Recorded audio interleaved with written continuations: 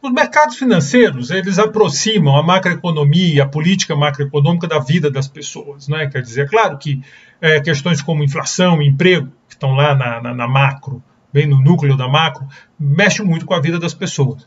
Então, não é que só os mercados financeiros aproximam, mas eles também aproximam. Isso é muito verdade nos Estados Unidos, onde muita gente tem dinheiro no mercado de ações, por exemplo, e cada vez mais no Brasil, onde as pessoas também estão fazendo isso, né? Quer dizer, você bota seu dinheiro, aí você está em renda fixa, você quer saber o que vai acontecer, você está em ações, aí você comprou Bitcoin, ou sei lá o quê, e aí você começa essa discussão toda. Então, ela traz muito para o jornal, né? Quer dizer, você vai no jornal, as pessoas estão sempre preocupadas com essa ligação. Então, é uma coisa assim bem... É um tema assim, bem quente, digamos assim, né? que aparece. Variações da taxa de juros afetam, por exemplo, nossa habilidade de comprar uma casa ou um carro novo. De cara, você quer comprar um carro ou qualquer bem financiado que você precisa financiar, a variação dos juros está afetando isso. Isso se dá por intermédio da onde? Do mercado financeiro, que é lá que você vai financiar, é lá que você vai pedir dinheiro emprestado. Né? Quer dizer, quando você compra um carro em sei lá quantas prestações, tem um banco que está te financiando, alguém está te financiando. Isso é uma operação de mercado financeiro. Então, a política lá do Banco Central, que está olhando para emprego, que está olhando para a inflação, chega no teu carro, chega na casa que você está planejando comprar, chega pelo mercado financeiro, chega lá na tua vida, na tua esquina. As variações dos preços das ações afetam, por exemplo, a rentabilidade dos fundos, inclusive dos fundos de pensão. Então, como muito aí da geração mais nova, que aposta a aposentadoria em fundos de pensão, porque já percebeu que é assim que tem que ser, né? Quer dizer, que uma discussão muito grande de transição para regime de capitalização, a transição está acontecendo, a geração de vocês quase, assim, pessoal, o pessoal que é mais esclarecido e tal, quase toda deve ter em mente a importância de ter uma fonte de financiamento da aposentadoria que vá além do regime geral, né? Quer dizer, claro, se as pessoas de mais renda, se a pessoa tem menos renda, aí o regime geral ele ainda dá uma boa cobertura. Você tem uma boa parte do país que ganha menos de um salário. Esses aí o regime geral garante um salário.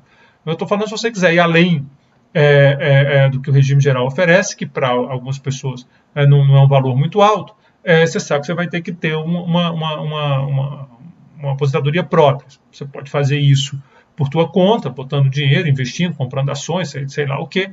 Uma das maneiras é você botar o seu dinheiro num fundo de pensão. E a rentabilidade desse fundo tem a ver com variação no preço das ações, também com taxa de juros. Claro, os fundos vão botar dinheiro em mais de um ativo, né? Só passando a ideia de como é que essas coisas te afetam tua vida. A taxa de juros, vamos começar com os títulos, depois a gente fala das ações, tá certo? A gente vai falar de títulos, depois vai falar de ações, depois nós vamos falar de câmbio, né? Que eu acho que são os que aparecem aí o tempo todo. Então vamos pensar primeiro na taxa de juros. A taxa de juros resume as condições de reembolso prometidas em um título ou empréstimo. Então, você faz um empréstimo, né, eu emiti um título aqui para você, como é que vai ser que isso vai ser quitado? E aí a taxa de juros, ela meio que resume a história, ela me diz quanto você vai ter que pagar. E aí é importante ter claro uma coisa. Até agora, lá na macro raiz que eu chamei, a gente está falando de juros para cá, a taxa de juros para cá, calma, qual taxa? Qual taxa? Porque, na verdade, existem várias taxas de juros. Não tem só uma taxa de juros. Se você for no seu banco agora, se você tiver um banco que você trabalha com ele, se você ligar agora, quer dizer, não sei que hora você está assistindo esse vídeo, mas se numa hora comercial você ligar para o banco, no teu banco, para você vai encontrar umas 4, 5 taxas de juros diferentes. Você tem a taxa do cheque especial, altíssima, por sinal, evitem cheque especial sempre que puderem. Tem a taxa do cartão, também altíssima, cheque especial e cartão. Evitem financiar nessas modalidades, porque são absurdamente altas essas taxas. Você tem a taxa do crédito pessoal, você tem a taxa do crédito consignado, você tem às vezes uma taxa específica se você for trocar de carro, você tem uma taxa para comprar imóveis, as taxas mudam. As taxas mudam. Então não existe só uma taxa de juros. Isso é uma coisa importante para ter em mente. Mas até agora? Sim, até agora a gente estava muito mais focado em macro, e lá em macro é a taxa de referência, né? Quando a gente fala Selic. Mas você não vai conseguir pegar dinheiro emprestado Selic? Dificilmente, entendeu? Dificilmente você vai conseguir um empréstimo Selic, né? A não sei que você seja... Né? Mas aí se não for... Às vezes vai no BNDES, aliás, teve um tempo que emprestava menos que a Selic. Aí o Temer acabou um pouco com esse negócio aí. Mas pelo menos Selic os caras estão emprestando. Bom, o que pode justificar essas diferenças, as diferentes taxas de juros? Solvência de quem emite a dívida. Quer dizer, tem um cara que é grande chance de dar um calote, outro não, isso afeta. Aqui você pode pensar nas garantias, por exemplo. Tipicamente uma taxa para financiamento de imóvel, ela tende a ser mais baixa, porque muitas vezes o próprio imóvel é a garantia do empréstimo, então tem uma garantia. Aí para um automóvel acontece o mesmo, só que às vezes é difícil recuperar o automóvel, né? O cara já roubaram, alguma coisa assim. Já o imóvel não, ele está lá, ninguém bota o imóvel nas costas e sai correndo. Então você tem essas questões, uma taxa, às vezes um empréstimo que o banco te dá que não tem contrapartida, aí é outra história, né? Porque não tem uma contrapartida. Você pegou o dinheiro, você nem disse para quê para o banco, né? Você tem aqueles créditos pessoais para isso. Aí tem o consignado, que a taxa é menor, porque você botou o teu salário lá como garantia. Então você vai pensando nessas coisas. Questões fiscais, às vezes a tributação envolvida numa linha e outra. Então você tem uma taxa com um tipo de tributação, com outra, você tem subsídio, você tem esse tipo de coisa. Você tem o risco, que é o que eu já falei, né, de reaver, e tem essa ideia de estrutura a termo. Essa estrutura a termo tem uma certa relevância na nossa conversa aqui. Mas o que é essa história de estrutura a termo? Né? Quer dizer, porque os outros eu acho que está bem intuitivo. Bom, estrutura a termo é a ideia da relação entre as taxas de juros com diferentes vencimentos. Né? Às vezes falam de maturidade lá em finanças, mas eu não quero entrar nessa tecnologia de finanças. Então, é a taxa de juros com diferente vencimento. Então, você imagina o seguinte, você me empresta para pagar daqui a 1 ano, ou você me empresta para te pagar daqui a 3 anos. É o mesmo eu. Está prestando para mim. É você prestando para mim. É razoável supor que é diferente a taxa. Não só pelo período, isso é óbvio, mas a taxa anualizada de 3 anos tende a ser diferente da taxa de 1 ano só, por conta desse período maior que o dinheiro está preso. E essa relação entre o tempo dos vencimentos e os juros, a gente chama de estrutura a termo da taxa de juros. E essa aqui é uma informação importante. Taxas de juros com diferentes tempos de vencimentos costumam subir e andar. Elas andam juntas, elas sobem e descem juntas, mas elas não são iguais. O hiato entre essas taxas de longo vencimento e curto vencimento costuma variar. Ele também não está sempre fixo, não. Tem uma variação. Normalmente, as taxas de longo prazo são maiores do que as de curto prazo. Então, normalmente, se você me pedir dinheiro emprestado por 3 anos, eu vou te cobrar uma taxa anual maior do que se você me pedir por um ano só. Então aqui tem as taxas do título do Tesouro Americano, né, das letras do Tesouro Americano, e você vê que tem 3 meses, 5 anos, 10 anos, 30 anos. Você vê que as 3 meses passam mais baixas, as de 30 anos tendem a ser maiores, e as outras estão no meio. Mas não é uma regra de ouro, tem horas que a de 3 meses vai lá para cima. Aqui, por exemplo, ali por 82. 82 foi um período atípico, olha a subidona que deu aí a taxa de juros, foi o Paul Volcker para acabar com a inflação lá nos Estados Unidos. Mas se você olhar, na grande maioria do tempo, a de 3 meses é a menor, e a de 30 anos é a maior. Embora, como eu disse, assim, não é uma regra, às vezes muda, às vezes uma passa, às vezes a diferença está bem grande, como aqui ou aqui, às vezes cola. Então você tem toda uma relação aí dentro. Mas tem esse padrão e outro. Você vê que geralmente quando uma sobe, todas sobem, quando uma cai, todas caem. Então elas andam juntas nesse sentido. Para entender por que isso, quer dizer, por que a de 3 meses tende a ser menor. De onde vem isso?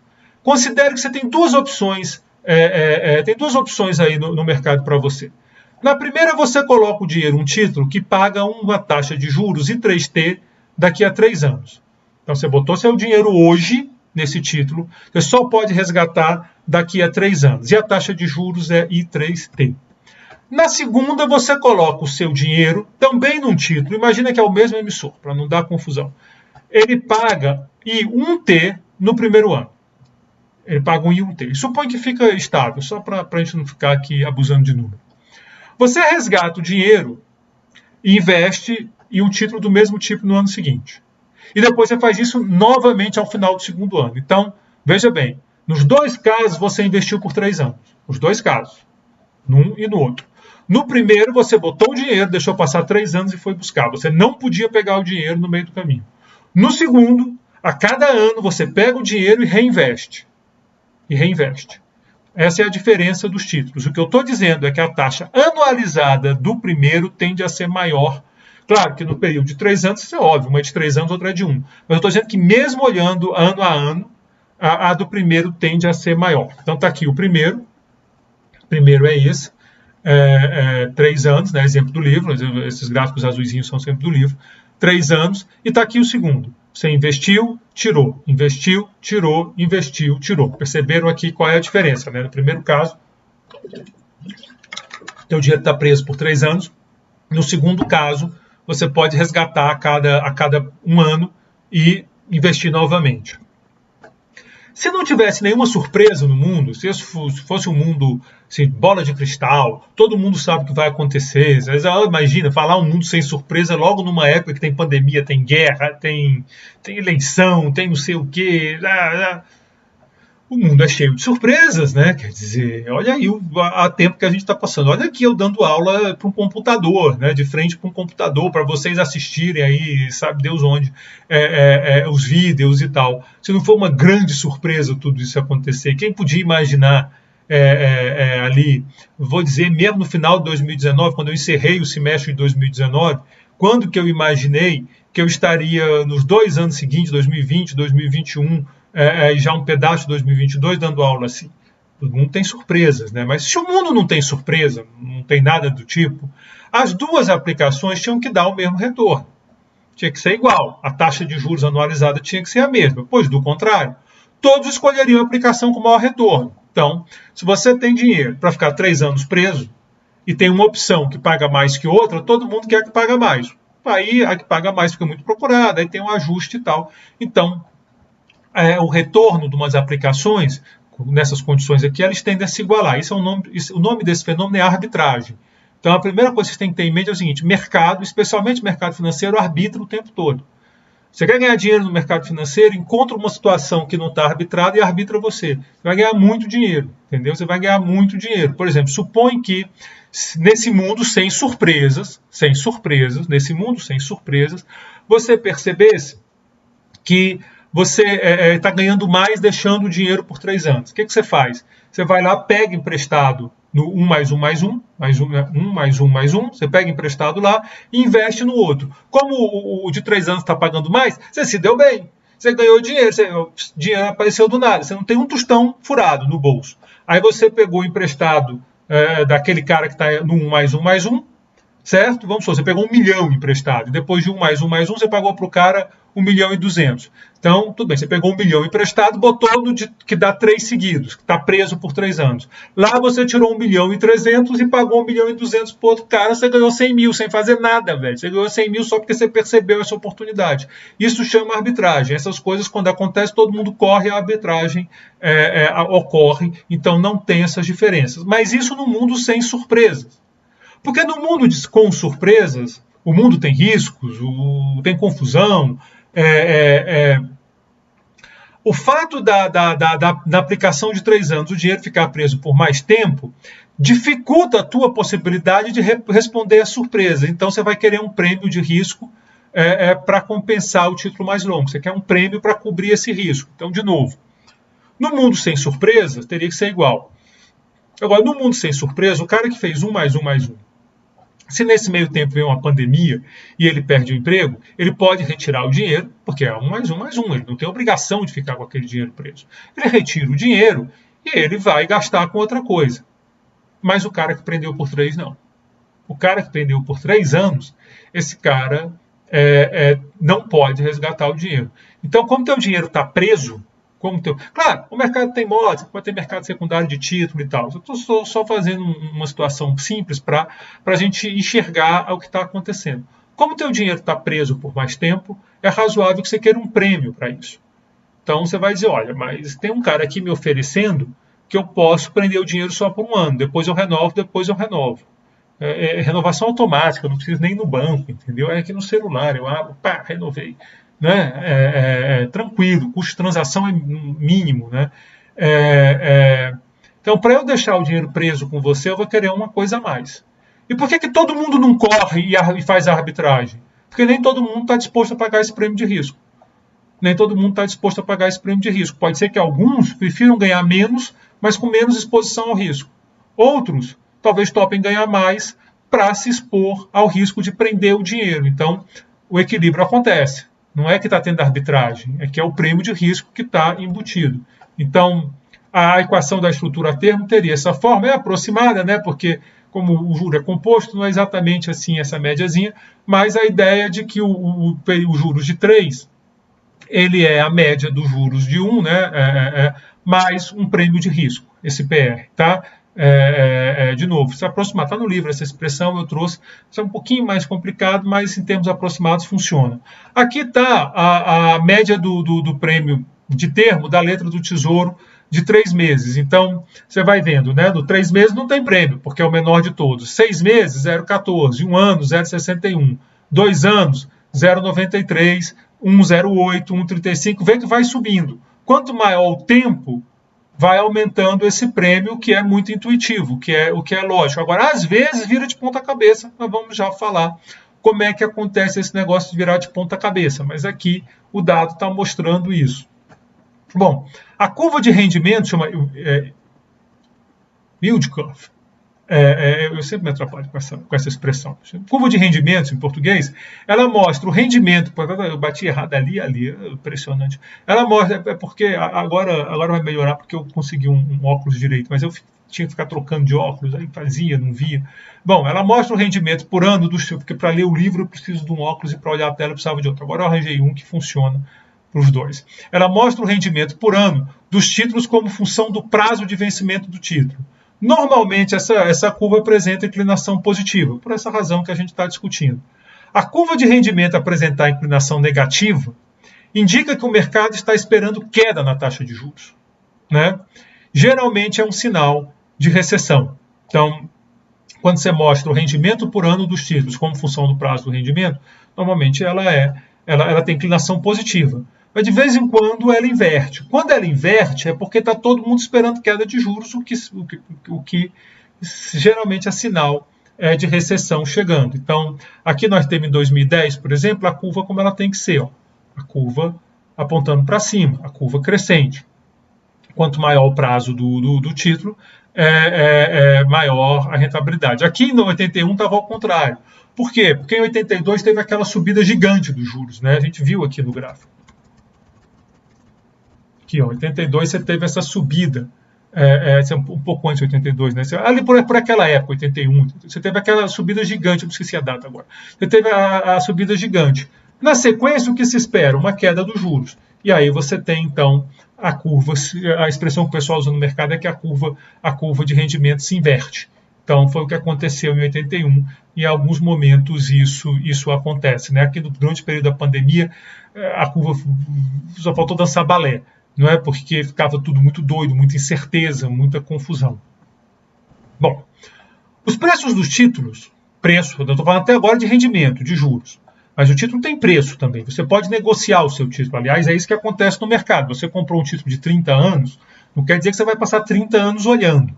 Você pode pegar o teu título e vender para outra pessoa. O título é de 30 anos. O cara que emitiu, ele só é obrigado a resgatar daqui a 30 anos. Agora, você está com esse título de 30 anos, você pode tentar vender para outra pessoa. Tem custos, tem tudo isso, né? Porque não invalida o resultado anterior, embora apimente isso. Mas existe mercado, você pode vender seus títulos. E o preço desse título, ele tem uma relação inversa com a taxa de juros. Vamos enxergar isso, como é que funciona. Suponha que você tem um título que deve pagar R$100 um ano e tem uma taxa de juros I. Então, quanto é que vale? Qual é o preço desse título? O preço desse título é de tal que você vai pagar P hoje e aplicada a taxa de juros I, né, P mais IP, ou P multiplicado por 1 mais I, é igual a 100. Porque daqui a um ano é o que ele paga. De novo, vamos pegar o raciocínio. Estou dizendo para você o seguinte, eu vou te dar um título hoje, vamos negociar um título hoje, daqui a um ano, você vai resgatar 100. É isso que você vai resgatar daqui a um ano. A taxa de juros que tem aqui é I. Quanto vale esse título? Quanto que a gente vai negociar isso? Quanto você vai me dar? Quanto nós vamos negociar para daqui a um ano você receber 100? Né? Não precisa ser eu. Sei lá, eu tenho um título aqui na minha mão, sei lá, eu comprei um título de alguém, esse título vence daqui a um ano, me paga 100, só que eu estou precisando do dinheiro. Eu não posso resgatar o título porque o emissor emitiu, sei lá, era um prazo longo, eu estou preso com aquele título. A gente acabou de discutir isso quando a gente falou da estrutura a termo. Então agora eu estou com o título na mão, eu preciso do dinheiro, eu vou ter que ir atrás de alguém que queira comprar esse título meu. Como é que a gente negocia esse título? Bom, a ideia é muito simples. Se daqui a um ano esse negócio vale 100, o preço dele hoje tem que ser tal que, multiplicado por 1 mais I, quer dizer, aplicado a taxa de juros, ele vale 100. Logo, P é igual a 100 sobre 1 mais I. Portanto, tem uma relação inversa entre preço e juros. Está aqui. Né? Se em vez de 100 você botasse um X aí, ia ficar X sobre 1 mais I. O 100 aqui é irrelevante. O importante é o sobre 1 mais I, que fica essa relação, o que faz sentido. A gente conversou isso quando a gente falou lá de demanda por moeda da parte monetária. Bom, então essa aqui é a parte de títulos, né? Então essa é a parte dos títulos. Vamos agora para ações. Vamos agora falar de ações. Um dos grandes sonhos de quem está no mercado é prever ação, prever o preço de uma ação. Quanto vai valer uma ação da Petrobras, ou do Banco do Brasil, ou do Bradesco, você escolhe, da Microsoft, da Apple. Quanto vai valer essa ação daqui a um mês? Cara, se você sabe isso, você pode ganhar muito dinheiro. Você sabe com certeza. Você pode ganhar muito dinheiro, porque as pessoas estão comprando e vendendo essas ações o tempo todo. Então, eu posso, e você pode inclusive fazer operações, são os famosos derivativos que você faz no futuro. Então eu posso te fazer um contrato com você, por exemplo, eu vou te vender daqui a um mês 1000 ações de uma determinada empresa. A um determinado preço, a gente combina aqui, a gente faz esse negócio, eu não preciso nem ter as ações para fechar esse negócio com você. Chegar na hora, dependendo do que a gente negociou, se você exigir que a minha venda, por exemplo, eu combinei com você que vou vender, sei lá, petróleo.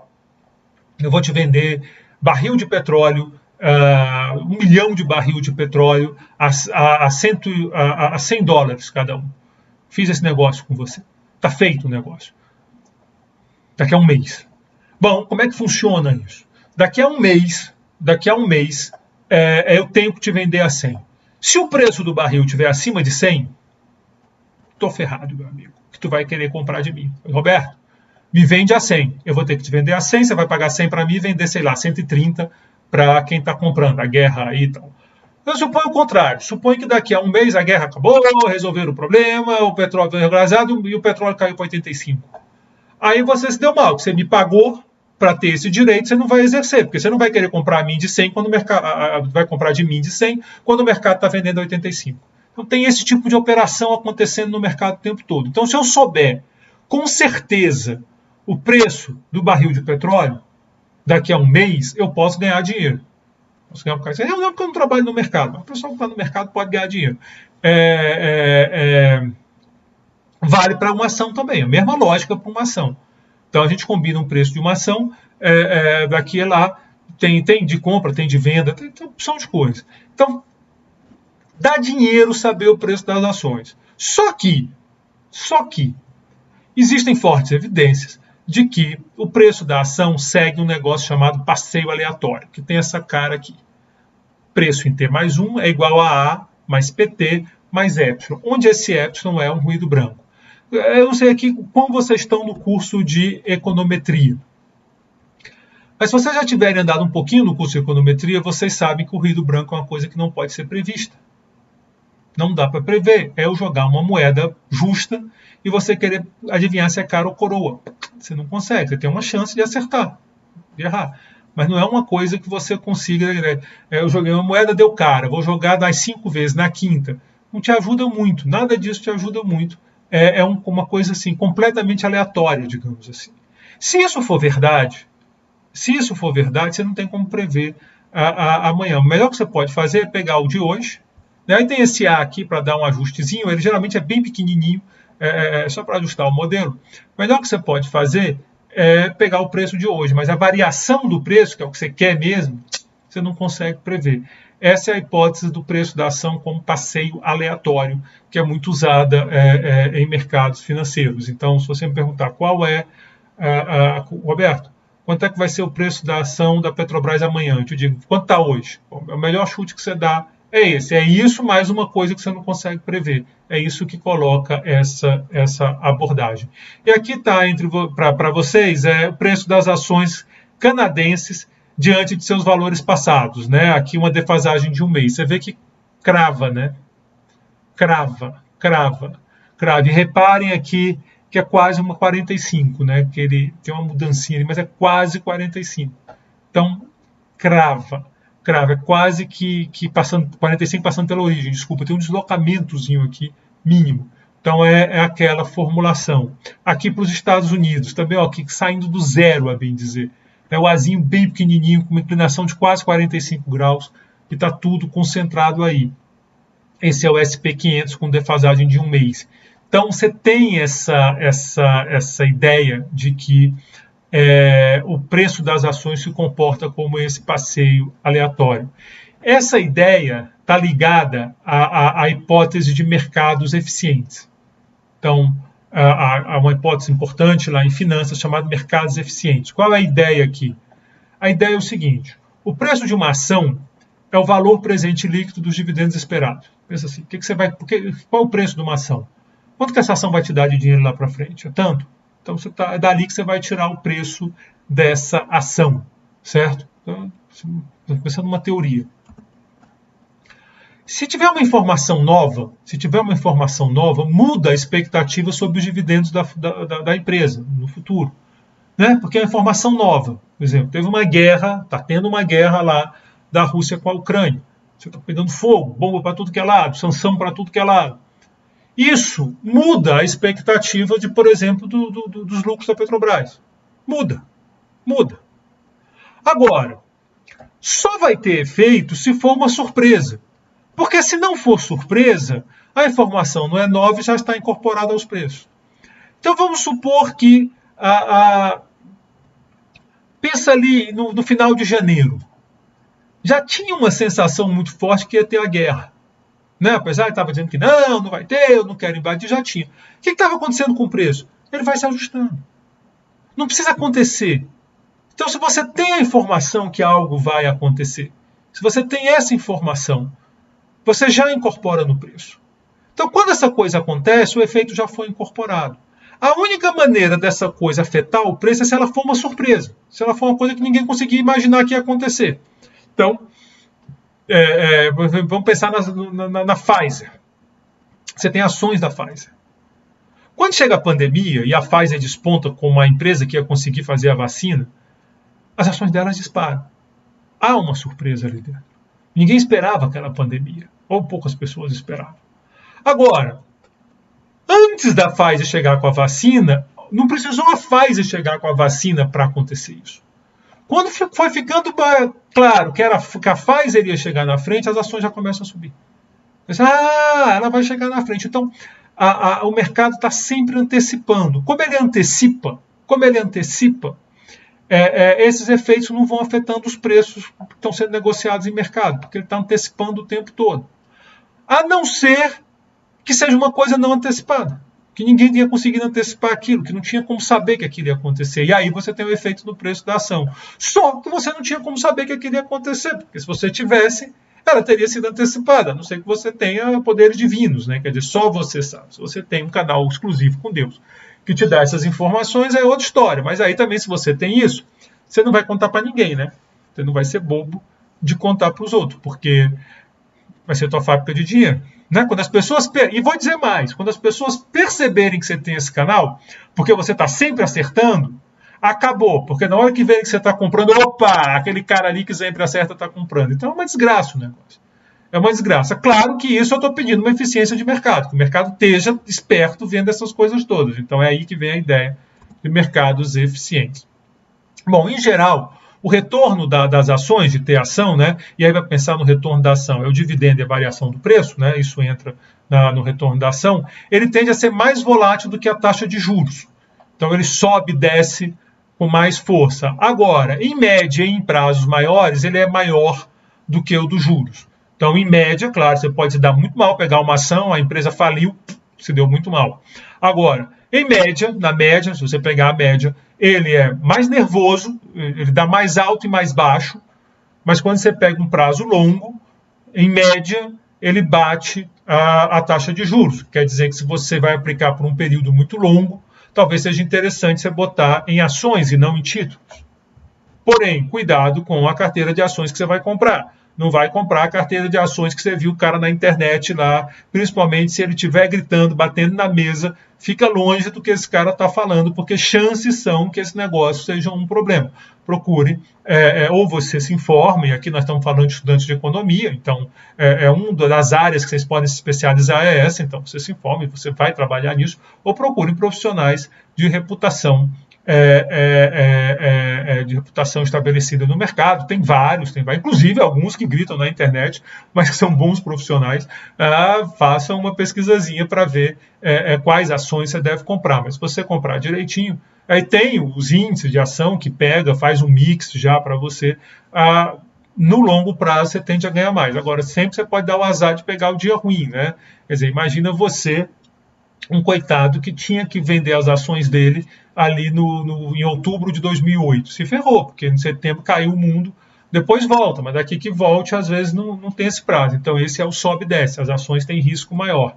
Essa diferença é chamada de prêmio de risco, né? Exatamente porque ela sobe e desce, você pode precisar do dinheiro no dia que caiu, e aí você se ferra, você tem um prêmio de risco. Então a diferença entre os títulos, a rentabilidade dos títulos, que é mais estável, e das ações, que é mais nervosa, a gente chama de prêmio de risco. Tem uma literatura muito grande ligando macro e finanças sobre prêmio de risco.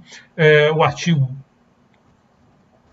a gente fala fundamental, às vezes tem outro e tal. Talvez o artigo central aí, importante, central, mas muito importante, é o artigo do Prescott e do Merra, que é sobre eles chamam de um puzzle, porque o modelo que eles usam lá, que é a base do modelo que eles usam para macro, não consegue explicar o prêmio de risco. Então você tem um puzzle e aí vem uma literatura gigante para tentar resolver esse quebra-cabeça, né? Para tentar encontrar essa solução, envolvendo falha de mercado, envolvendo um monte de variáveis, persistência de hábito, que é uma opção de explicações para isso. Essa literatura também tem no Brasil, também tem literatura sobre isso, para tentar explicar esse prêmio de risco, mas ele não é trivial de explicar, não.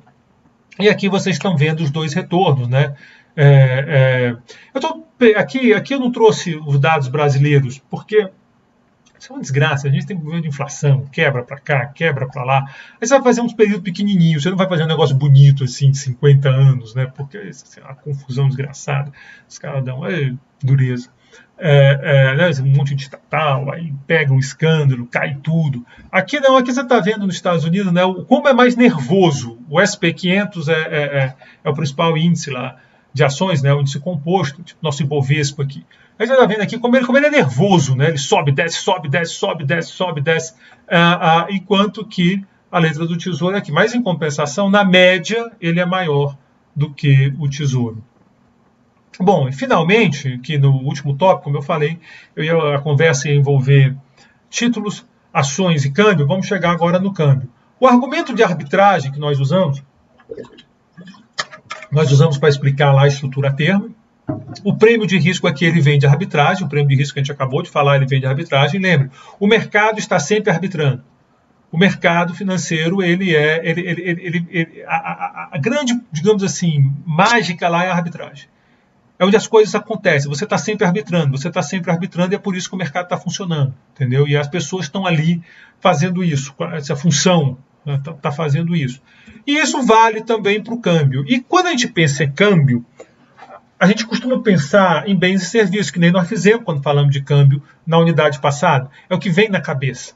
A paridade de poder de compra, as exportações, que aí entra câmbio, as importações, que aí sai a moeda.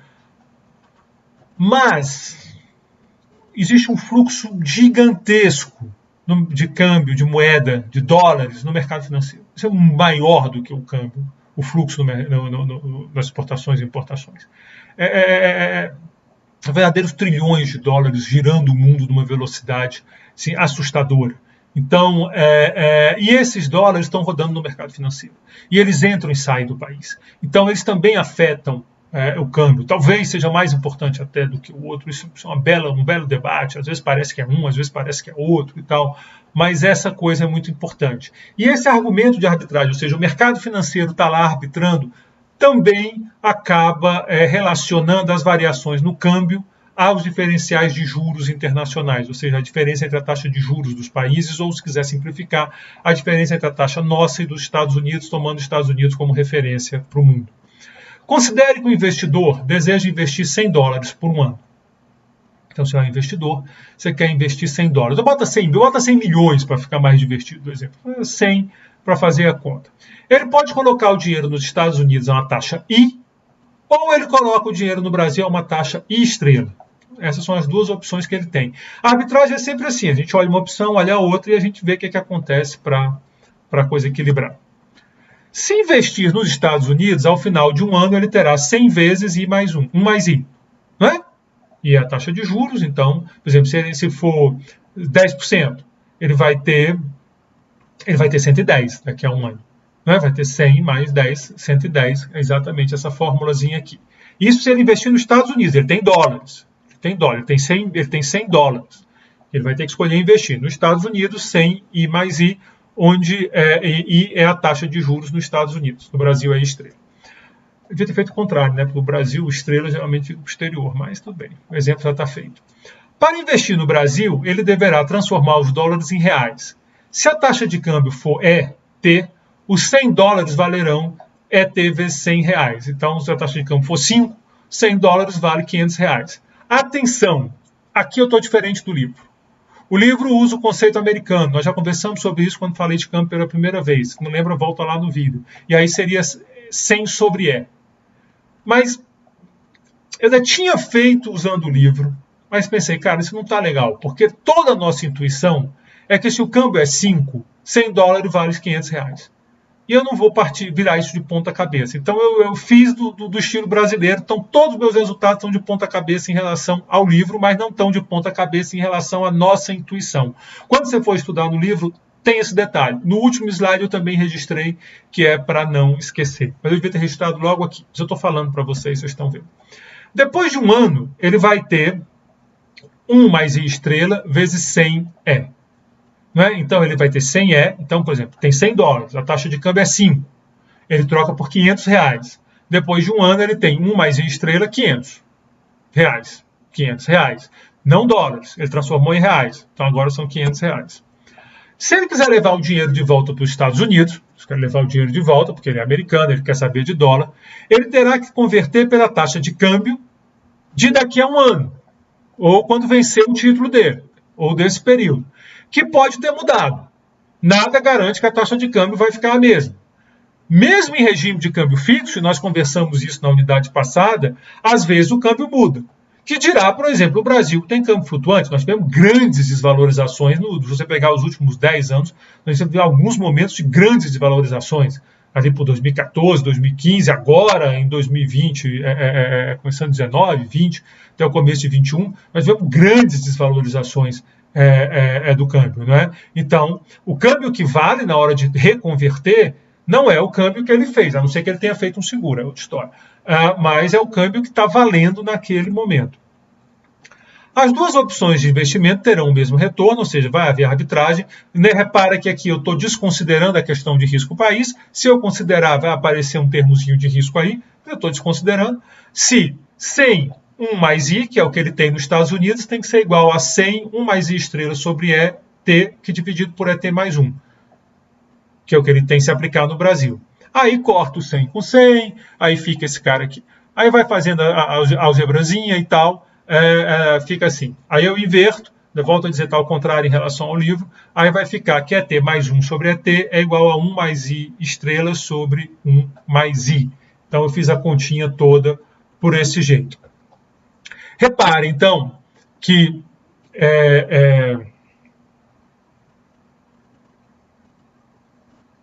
Repare, então, que tem uma relação entre a variação do câmbio e a variação dos juros. Repara que tem essa variação aqui.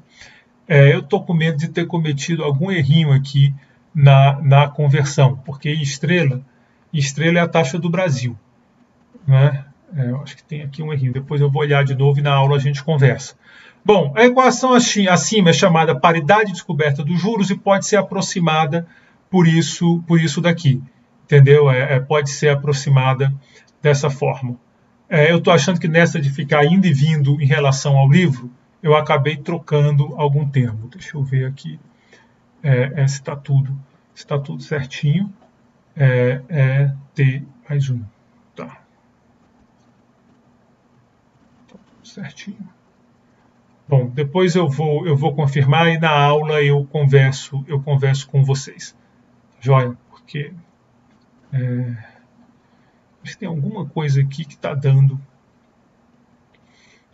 ao contrário do que estava para ser, né? Porque T eu estou definindo como na forma brasileira. Deixa eu olhar direitinho. Bom, então é isso, quer dizer, porque como eu fiz a mudança para o livro, teve uma hora que eu acabei sendo vítima da minha própria mudança. Mas é isso mesmo, o que está dizendo é o seguinte, a variação no câmbio, ela tem que compensar a diferença de juros, né? Então a variação na taxa de câmbio, ela compensa a diferença da taxa de juros. É isso que está acontecendo. Pode ser escrito de forma aproximada aqui nessa expressão. E está diferente do livro porque eu usei o câmbio como usamos aqui no Brasil, não como nos Estados Unidos, e aí teve um momento que eu me atrapalhei comigo mesmo, porque eu estou com um livro aqui também, aí eu disse, opa, tem alguma coisa aqui estranha. Mas é isso, então. Então, agradeço a atenção de vocês, terminamos a nossa unidade, e na próxima unidade nós vamos discutir os modelos mais modernos de macroeconomia. Muito obrigado, até a nossa próxima unidade, até o nosso próximo vídeo.